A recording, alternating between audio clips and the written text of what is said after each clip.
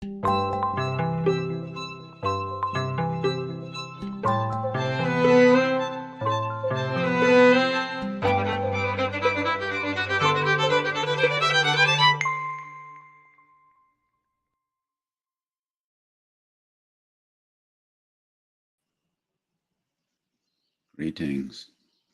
Hello, everybody. Well, hello, Bubo. Hello. This is the last time many people will ever see you, Bubo, because you know what? That's right. You know what? This is the last episode of transmission. We haven't had one for a while, so people would be forgiven for thinking we've already had the last episode. They'd be forgiven for thinking that several times. So it makes sense that we'd actually have a last episode, because clearly, life being what it is, we haven't been able to be consistent. We thought we'd end as we began, like thieves in the night. Yes. Only now we have our T-shirts. Right. I think we need to show those too. Our angry and effective T-shirts. My T-shirt is curvier than it was when we first got it. That's right. That's right. And greetings, Catherine. Catherine has a picture of an owl. Yes. Cat. And David. Susan says, good morning. Guten Morgen, Susan. Congrats on the great run. Happy finale. Thank you. Thank you. Yeah. Oh, thanks for being here. What a run. I don't know if anyone's ever noticed this before. I don't think I've ever shown this on air, but my Nicolas Cage pillow is in the background. Oh, there it is. It's watching. He likes to listen. It's my sexy Nicolas Cage. He's tending to his pig. Mm-hmm. Friar Nicholas Maria says, greetings. Greetings. Trisha Johnson says, enjoyed the ride. Great. Thanks for showing up. We appreciate it. Yeah, this has been, I'm going to keep, how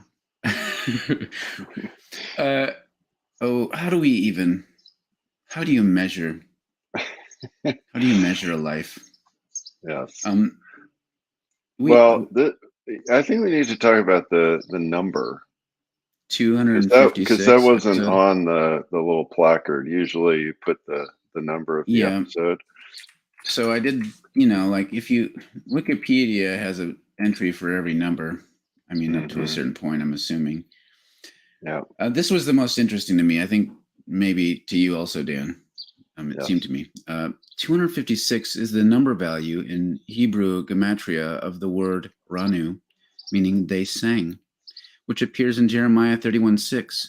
They sing with gladness for Jacob, and was associated with the prophecy of the return of the Messiah in the Hebrew year 456, which was close to the 256th lunar cycle, when the Jews were persecuted during the First Crusade. There's other things, but that's the coolest. Yeah. And it's also, as Dan pointed out, So it's the karaoke number, which, for those of you who are not familiar, Ash is just a little bit into karaoke. A wee bit, yeah.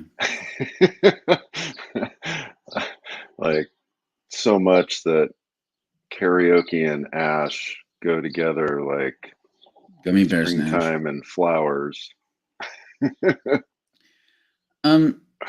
It's true. I thought, it'd be a good time to just tell people a little bit about where this came from, do a little kind of businessy piece, and then kind of to shift into some reminiscing and conversation with y'all. Because the theme is endings, reminiscencings. I don't know how to what the word reminiscences. Reminings. Remini. Yeah, reminis. So here, I'm going to pull this up for a second.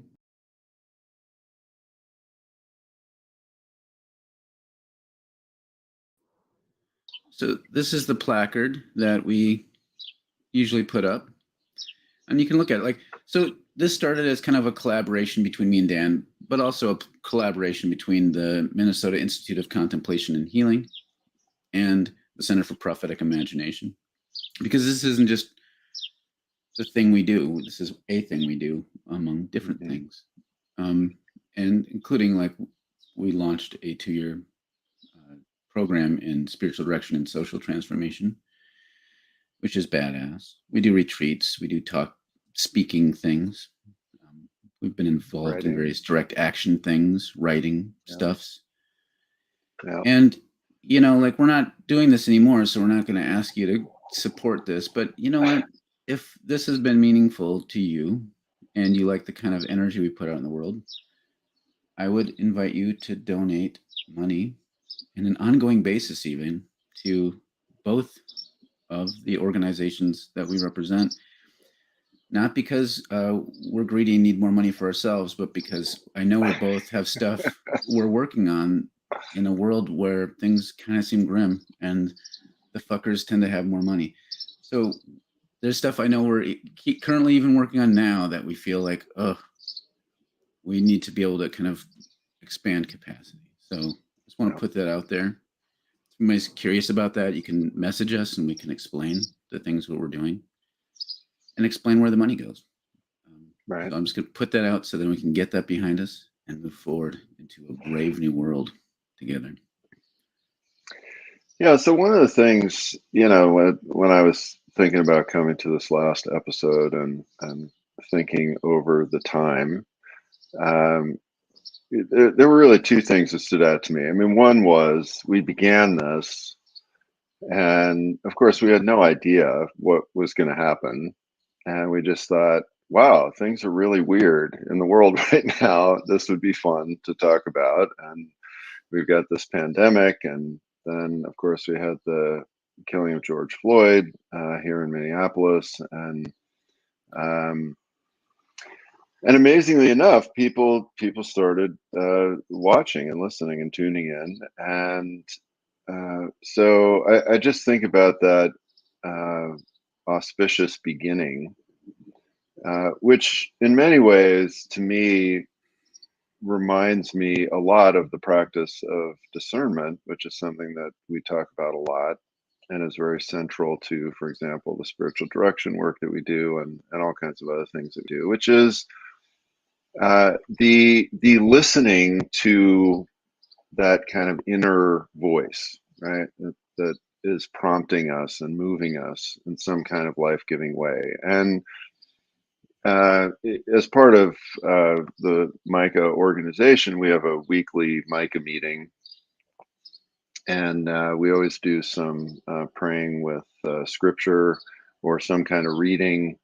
And this week we were really talking about, there was a great reading about listening to our inner voice. And one of the things that we were talking about is how that is very much stomped out of us, right? That we are told not to listen to our inner voice.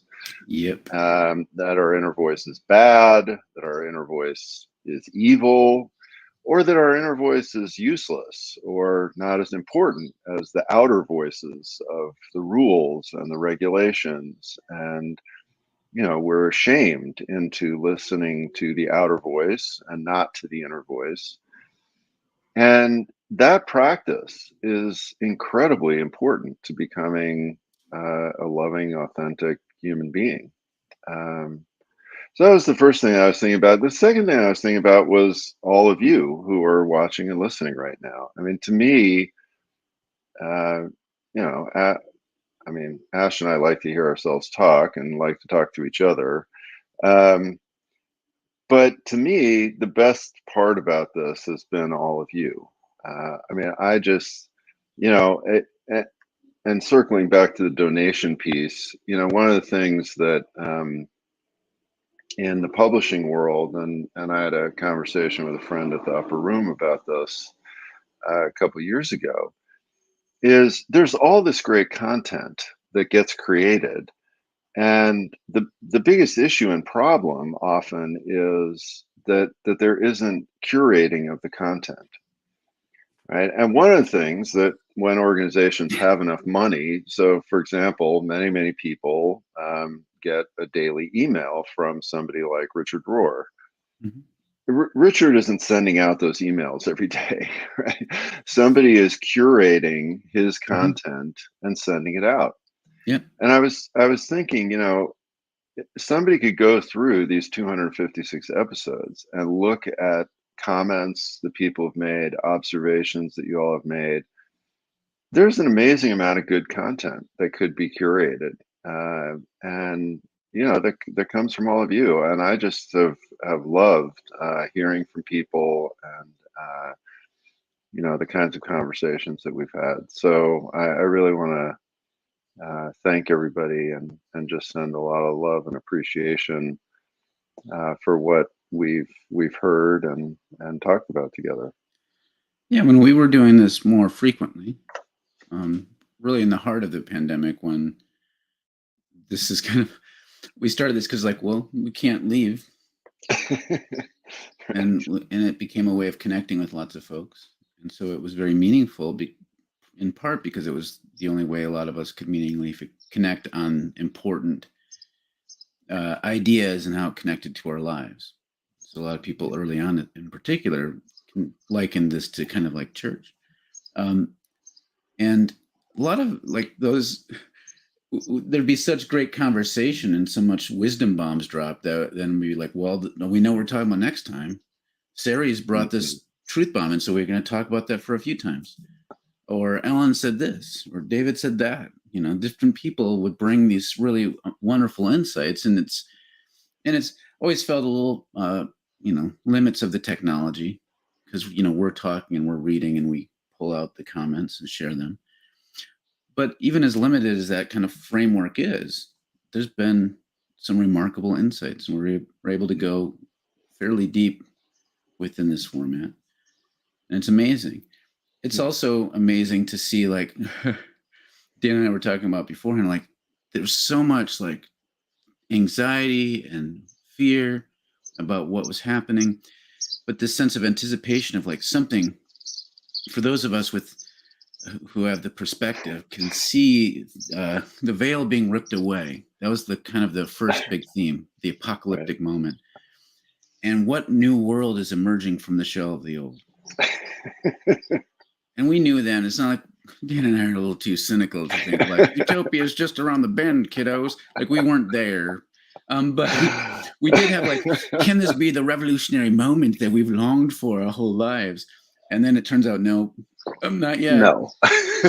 No. With George Floyd being murdered, we've seen in Minneapolis, the mayor end up with more power, and the police end up bigger and more moneyed. We've seen, yes, Biden is less of a horrible human being than Trump, but we've seen continued movement towards fascism, largely because of political outmaneuvering, meaning that in some states, they're rolling back some of my civil rights. And then a lot of cis women and AFAB men's civil rights for reproduction, right? You can't talk about being gay. Critical race theory has suffered some blows, all kinds of stuff, different countries. And so we've seen the battle, metaphorically speaking, and unfortunately not so metaphorically speaking, continues. And so to me, it's been very meaningful to have this time where we've reflected and seen what was possible, start imagining together, even though we've seen kind of things shift in the direction towards shittiness rather than awesomeness. We know that the possibility for the world that we long for is still there. Because we're all still here. Yeah. Well, and and I just become more and more convinced every day, and this is why, to me, the sort of angry and effective thing was so hilarious. There we go. Yes. such a great t-shirt. And I get the best looks every time I wear it. It's just, I love wearing my this. My son wears this. It's kind of his favorite, one of his favorite shirts. Yeah. And is that in times like this, where the massive systems are thrashing about and trying to maintain themselves, even as they're collapsing, it's these really small, creative, different kinds of things that begin to show the possibilities of something new.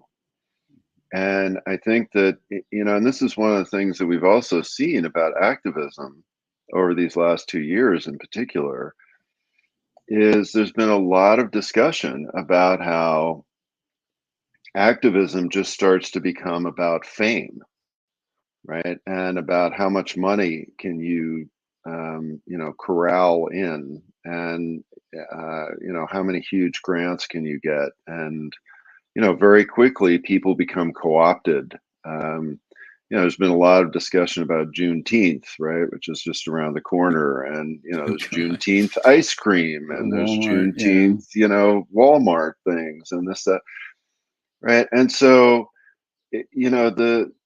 the small creative subversive activities uh, are really key in times like this, because the seed metaphor often gets overused, but there is something to that. And so that's to me also what's just very exciting about something like this, is that and I've seen through this what many of you are up to in your places and spaces, and the transformation that is happening, even if it appears to the big consultants that it is either ineffective or angry or both. Yeah, both. Got some comments? Yep. Lots Throw of up there. loving, well-wishing kind of things. Yeah, Uh, David's absolutely love these chats. Thank you. thank you. Series, glad to see all. Love seeing the merch. This is technically not merch yet.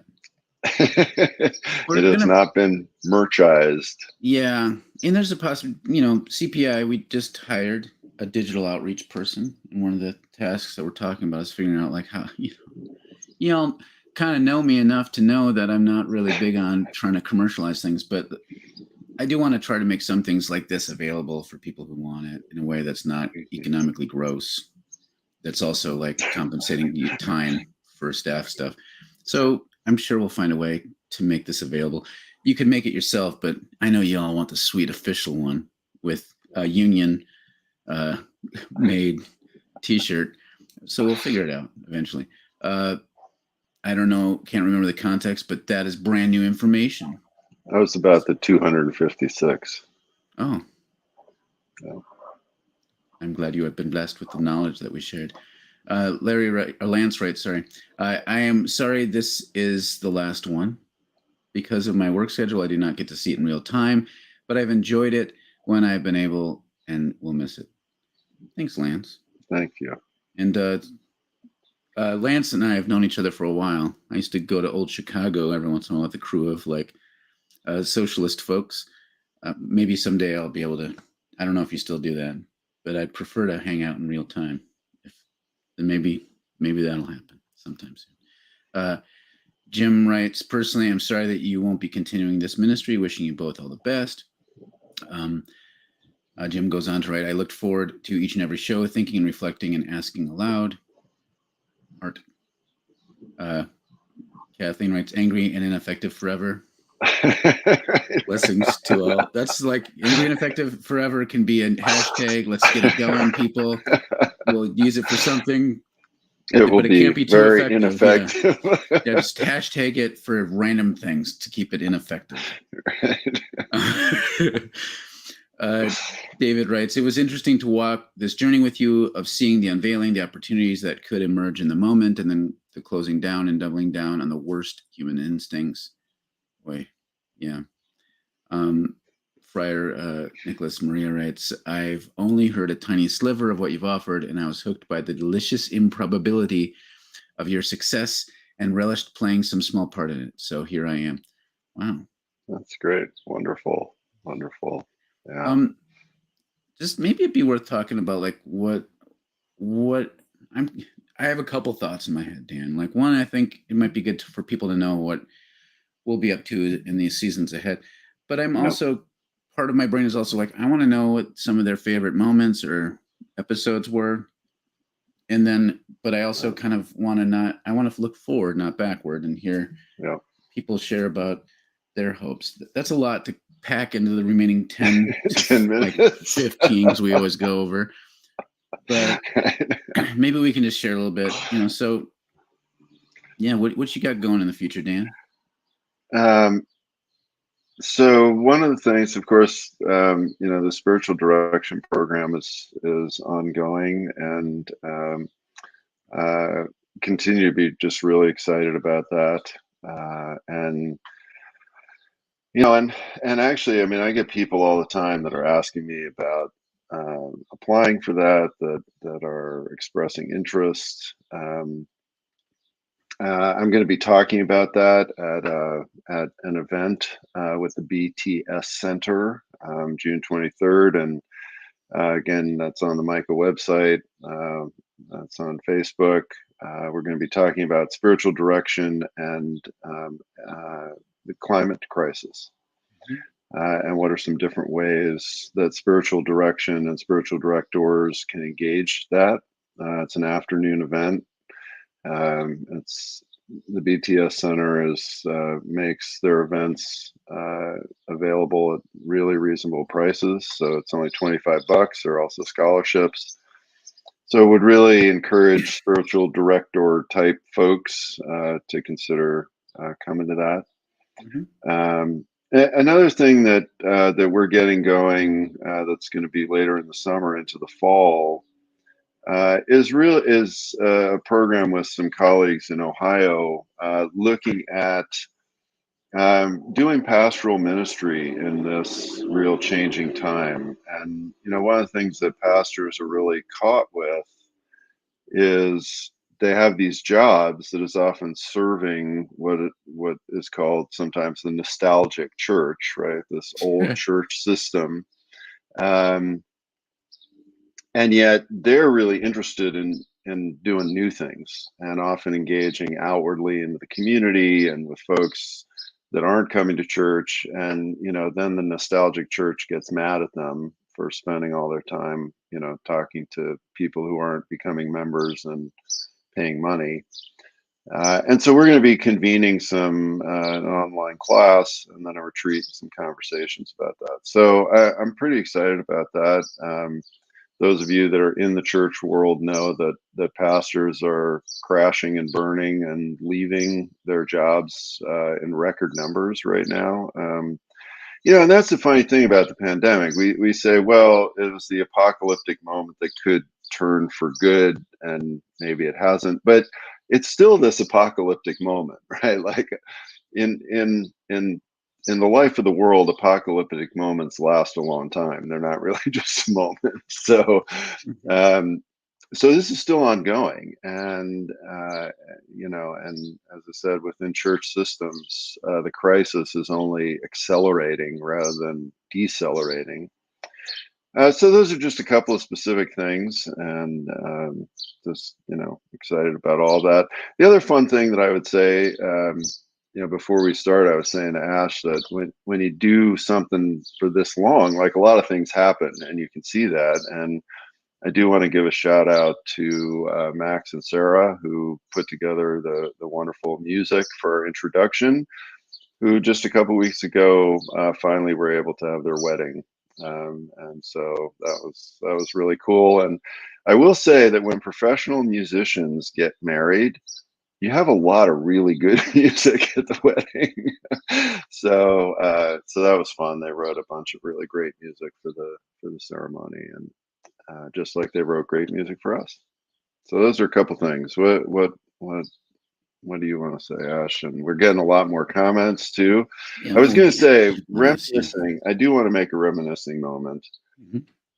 If I were to think about what was one of my favorite things about this, it was when Kat and Adam would drop brilliant comments at minute 29 or minute 31 that would then force us to stay on the air because we had to talk about them.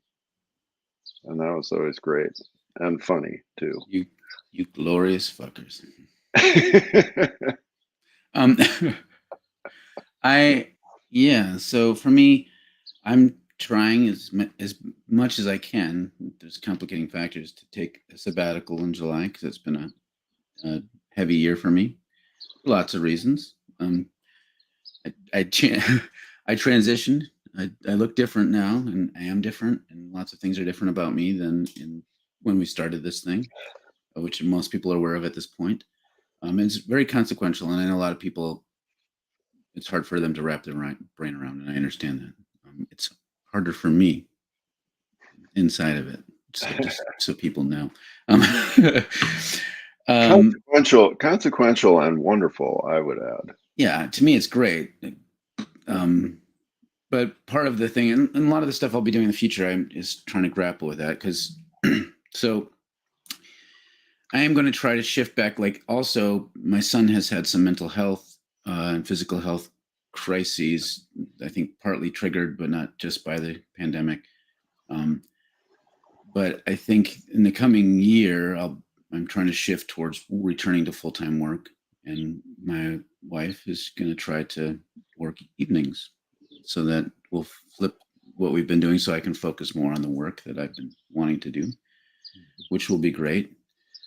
And the sorts of things I want to do is like expand the capacity for our 2-year program because we've had to turn people away and not been able to do as much of that as we want. I want to teach more and speak more and write more. And also I'm just sitting with discerning more about queerness and how to kind of engage that space a little bit more because our country at different levels is becoming increasingly regressive and adversarial towards trans people and queer people in different ways. And the church is a reason. Christianity is the animating force for that. So it's not lost on me that has not been helpful. And you can do hashtag not all Christians about it, but like, look, Christian supremacy is a thing. You can't. People can try. I mean, and so like, look, I'm a Christian. I'm Jesus-y about this. I'm very Jesus-y, and Jesus and I are tight, and I'm good. So I feel like I got to enter into this battle a little bit. I'm trying to figure that out. So there'll be some of that.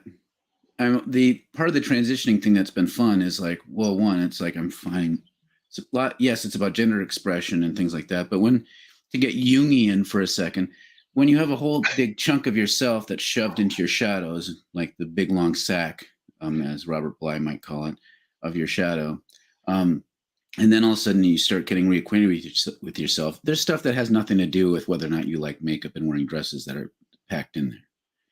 So all of a sudden you get to know more about yourself and more of your fire and passion and power comes out. So I'm also kind of realizing that even though my vocation hasn't changed, there's qualities to it that have shifted. So part of it is like discerning how to show up more. And I think I know to a lot of people who follow me only online, you might think I'm kind of a pushy anarchist type, but in real life, I'm pretty mild. I don't know. Maybe Dan can reflect on that for other people. I hold back a lot. I think I'm learning to hold back less. So you are Minnesotan. I mean, yeah, but there's feisty Minnesotans, and I haven't necessarily always been one of them. Really? Are they hiding in the woods somewhere? Oh yeah. Oh yeah, you betcha. They're hiding there in the woods. So I'm trying to sit with that, like how to be more of the warrior goddess that I am about some of this stuff. So there we go. So open-ended discernment on that. Okay. Some All more right. great Well, why don't comments. we rock through the comments and then we'll just about be done. Done with being done. I loved the massive imperfect action you took. Angry and effective, my friend. Susan writes, I feel that with everything that has been happening in our country, this dialogue helped me sort out the truth and be grounded. Can't thank you both enough. Thanks. I mean, it's been helpful to us too, just to be able to have a place to kind of talk with various friends digitally like this and sort things out. Kat writes, these conversations were such a meaningful lifeline for me when I was working as a cleaner during lockdown. Really enjoyed hearing your thoughts and responding with huge typos on my breaks with gloves on. Yes, I recall those glove-laden typings. Tyler writes, I greatly appreciated transmission and all the insight and perspectives you shared. I will continue to follow you both on social media since I'm sure there's plenty more to glean. I hope so. Patricia writes, excited to hear more about the pastoral caravan. I am one of those crashing and burning. Okay, yeah, I will definitely message you directly about that, as well as the other publicity that we're doing. Cat writes, cackles wickedly. Seriously though, just takes me 20 minutes to compose a comment. Bev writes, thank you so much. Oh, hey, Bev. It's been a dynamic light in the darkness for me. Hope more thoughtful discussions like this pop up more and more. Thank you. Friar Nicholas writes, part of what makes your story so enticing for me are your names. You are my people. I am from Pella, Iowa. My family is one of the founding families, apparently, in Pella, Iowa. Whoa. Yeah. Whatever that. Van Steenwijk. Van Steenwijk's settled that fertile plain. Aurora writes, yes, let's get Jungian. Shadow work, baby. Yeah. I don't know if anyone's ever noticed this in the background. Like right here, you can see that's Jung's big red book. I splurged one day on it. It's got all of his when he went intentionally insane to do art and writes esoteric shit. As opposed to Mao's Little Red Book. Yeah. They're two books. I have that somewhere too, I'm sure. Kira writes, Kira has a cool font for Kira's name. That's cool. Didn't have the bandwidth to catch you live when you started, but I've been going through the archive this year. Just wanted to say how much I appreciate all your work and this podcast. Green Heart. Thank you. Thanks, Kira. Aurora writes, go warrior goddess you. Thank you. In a non-lethal sense, except for soul lethality. We can unpack that some other time, but not on this show. Bev wrote, man, you are talking to me right now. Ash, ... I'm also queer, warrior, goddess, and burnt out, trying our best. Huge hugs. This is the thing, like, burnout's real. Crashing and burning, like, I got really upset a couple weeks ago with someone kind of like, someone's talking about burnout, and someone's like, look, I'm doing all the right things. I'm not burnt out. Like, God. Burnout is sometimes unavoidable. Yeah, those are always the least helpful comments, right? It's all the things about, I'm very depressed. Hey, just, take some magnesium and go for a walk. Yeah, once you walk some. Those kinds of comments are so horrible. I mean, especially on an electronic forum where you're not actually relating to somebody as a human being. Like, why would you even say that? What's the purpose of that comment? Well, here's the thing, like, when we're brought into this world, we're not just some sort of tabula rasa. We're not a blank slate. We're bearing with us the traumas and the wounds inflicted upon our ancestors. Like, we're carrying that.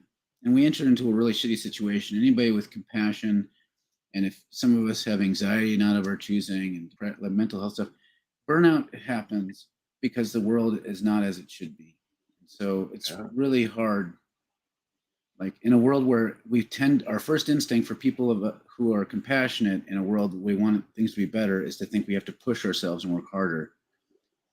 But our problem is usually not that we're not doing enough. It's that we need to take time to discern and just allow ourselves to rest and be gracious. Yeah. Got to be a lot more space. So I don't know who needs to hear that. I'm mostly saying it to myself, but like, burnout, especially for folks who are realizing, oh, I'm queer, or, oh my God, I'm just realizing something. It's a lot to process, but I have to work 46 hours this week. It's miraculous that we function. Yeah. Yeah. Dorinda writes, isolation was and continues to be the enemy for us both individually and community-wise. Yeah. Dorinda also writes, you fought against it well. Nicholas writes, I was in private practice as a spiritual director for over a decade, very interested in the spiritual direction program. Okay. Yeah. Well, as I said, I mean, go to the Micah website. There's a link to it there, or if you want to message me, I can give you that. Yes. And Gus is here. Hey, Gus, librarian Gus, designated by Librarian us. Gus. I happened to unexpectedly have today off. Glad I was able to make the last one. I'm sad I haven't been able to make it for quite a while. Appreciate you both so much. We haven't made it for quite a while either, so it's okay. And we appreciate you so much, Gus. Gus, for those that were not up on Gus the Librarian comment, Gus is an amazing font of wisdom, and either has a ton of shit inside his head or is really good on the keyboard, because he could come up with things like, in podcast number 47 at minute number 12 of this, these people talked about the same issue we're talking about right now. And I would just be like, how the hell do you know that? And so he became our unofficial official librarian. And we really appreciated all that. Just because, I don't know, maybe this doesn't need to be said, but let me just gas up Gus a little bit. Gus isn't some esoteric disembodied brain on a keyboard, because Gus does some really great work. Yeah.